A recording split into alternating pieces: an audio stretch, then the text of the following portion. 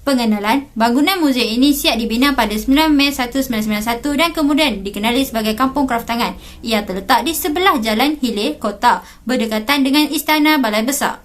Muzium Kraftangan ini dirasmikan oleh Duli Yang Maha Mulia Raja Perempuan Kelantan pada 27 Julai 1991. Ia menjadi satu langkah awal dalam pembangunan semula industri kraftangan Kelantan, di samping mempamerkan bahan-bahan kraftangan yang telah dilupakan oleh sesetengah golongan muda yang pada ketika itu. Antara koleksi yang terdapat di sini adalah anyaman beraneka jenis, pelbagai corak batik dan juga sulaman dan tenunan songket. Kawasan kajian. Muzium Kraftangan ini terletak di dalam kompleks Kraftangan, Kampung Kraftangan. Keluasan muzium ini adalah 51.52 meter persegi dan 9.39 meter lebar. Alamat muzium ini adalah Jalan Hilir Balai Besar 15300 Kota Baru, Kelantan, Malaysia. Objektif kajian. Terdapat 3 objektif, iaitu yang pertama, mengenal pasti 25 artifak terpilih yang ada di dalam Muzium Kraftangan Kota Baru, Kelantan. Kedua, menghuraikan kepentingan 25 artifak di Muzium Kraftangan untuk disimpan di dalam sistem repositori. Yang ketiga, membincangkan isu dan proses repositori 25 artifak di Muzium Kraftangan Kota Baru, Kelantan. Dalam kajian ini, kami menggunakan 3 jenis metodologi. Yang pertama, dokumentasi, temu bual, tinjauan dan analisis. Saya akan meneruskan pembentangan ini dengan objektif utama, iaitu mengenal pasti 25 jenis artifak di Muzium Kraftangan Kota Baru, Kelantan. Artifak pertama ialah congkak. Metode congkak ini ialah kayu, warnanya koko keemasan. Lokasi penyimpanannya ada di dalam bekas kaca. Saiznya berukuran 4.4 kaki panjang, 1.4 kaki tinggi dan lebarnya 1 kaki. Ia merupakan alat permainan tradisional. Congkak ini mempunyai kepala yang menyerupai seekor burung petalawati. Artifak kedua ialah tikar mengkuan. Kod koleksi dia ialah M2KN27185. Material tikar ini terdiri daripada mengkuang. Ianya berwarna kuning, hijau dan hitam. Lokasi penyimpanan ia ialah di dalam bekas kaca. Ia merupakan peralatan rumah. Salah satu fungsinya adalah digunakan sebagai pengalas tempat duduk. Seterusnya, artifak ketiga iaitu kipas pengantin. Kod koleksi artifak ini ialah M2KN4987.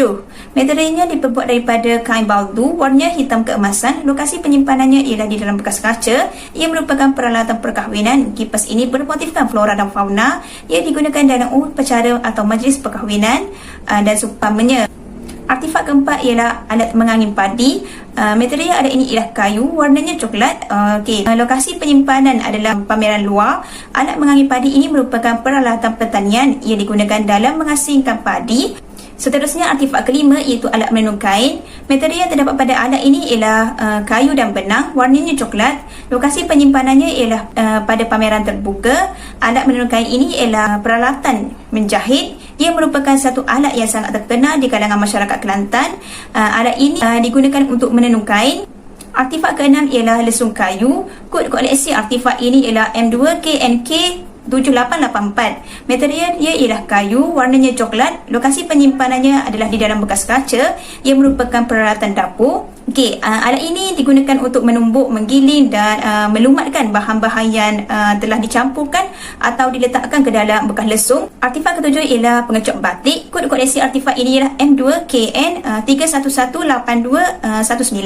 Materialnya ialah kayu, ia berwarna putih. Lokasi penyimpanan alat ini adalah di dalam bekas kaca. Pengecok batik ini dapat digunakan dalam penghasilan corak kain batik.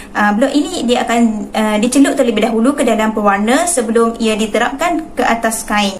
Artifak ke-8 ialah peralatan membajak, di mana materialnya ialah kayu dan logam. Ianya berwarna coklat. Artifak ini merupakan peralatan membajak. Peralatan membajak ini menggunakan kaedah membajak secara tradisional. Kaedah ini sangat penting untuk dijaga sebagai rujukan kepada generasi akan datang.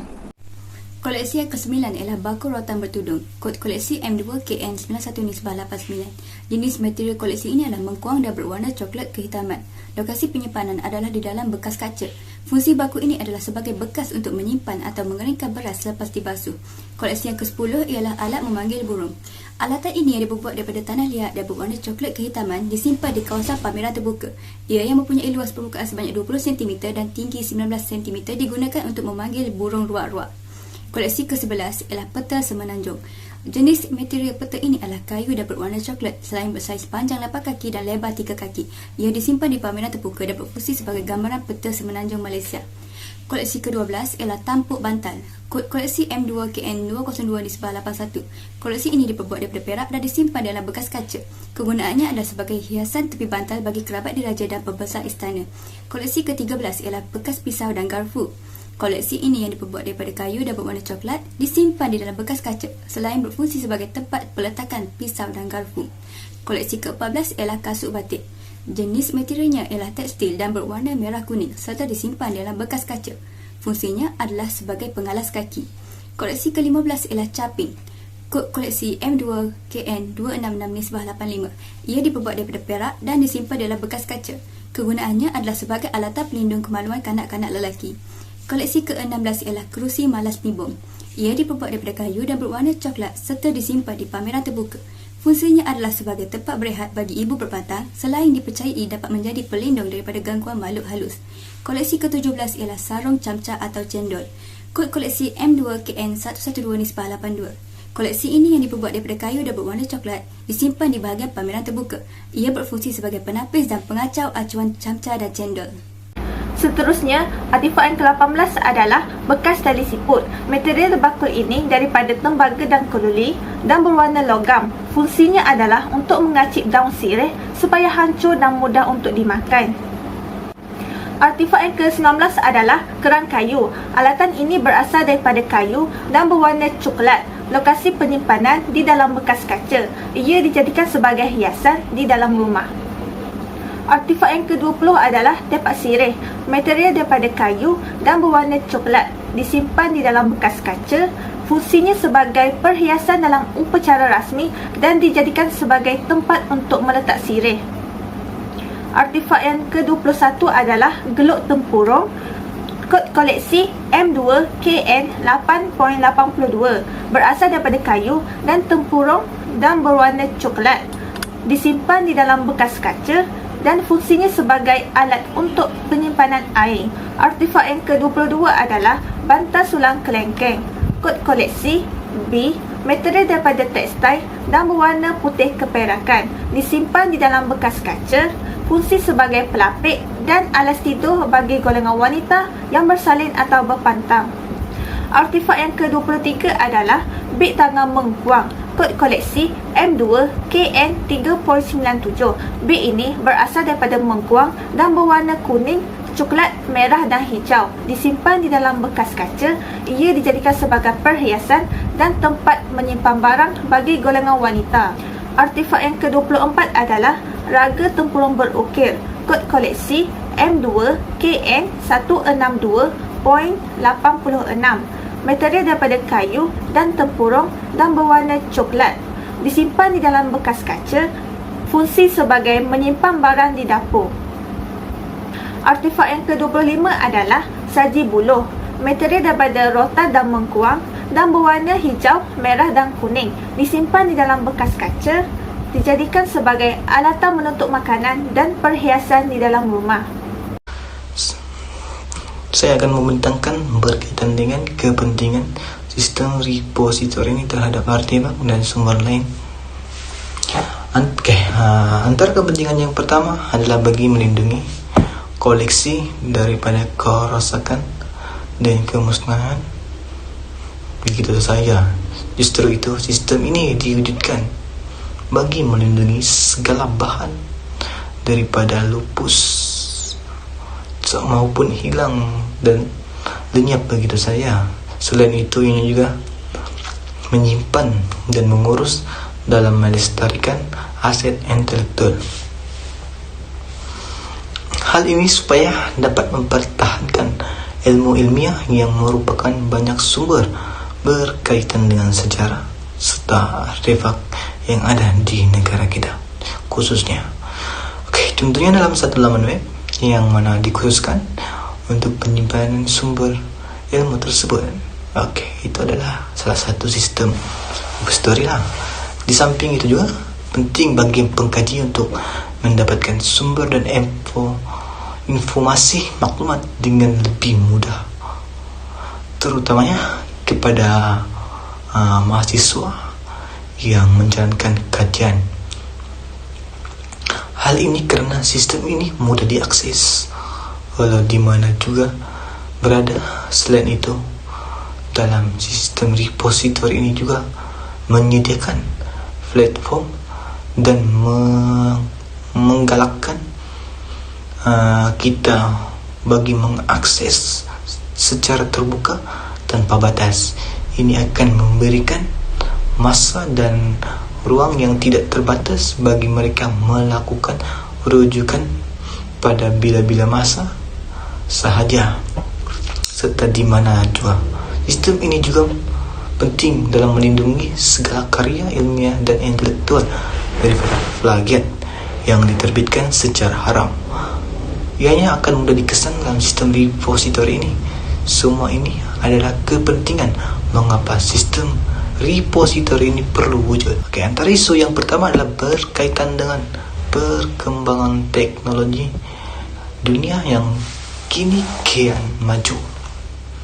Hal ini menjadikan teknologi bergerak dengan lebih pantas. Ini akan memberikan ancaman terhadap sistem perisian yang mana akan ada kemungkinan berlakunya penggodaman dalam sistem tersebut. Selain itu, isu yang kedua adalah berkaitan dengan hak cipta. Hal ini terdapat sesetengah pihak maupun individu yang melakukan pengubahan terhadap karya yang asli. Ini bagi mendapatkan keuntungan dan kepentingan diri mereka sendiri. Seterusnya adalah isu yang terakhir. Isu yang terakhir adalah berkaitan dengan penyimpanan, yang mana terdapat sesetengah pihak meletakkan sumber bacaan dari objek tersebut secara berasingan. Sebelum saya melanjutkan tentang proses repository di Muzium Kraftangan di Kota Baru, eloklah dulu saya menerangkan tentang apa itu repository. Okey, repository merujuk kepada tempat penyimpanan barang ataupun gudang. Okey, takrif umum berasal daripada bahasa Latin yang bermaksud repositoria atau repositorium, yang berarti tempat untuk menyimpan barang berharga. Di Muzium Kraftangan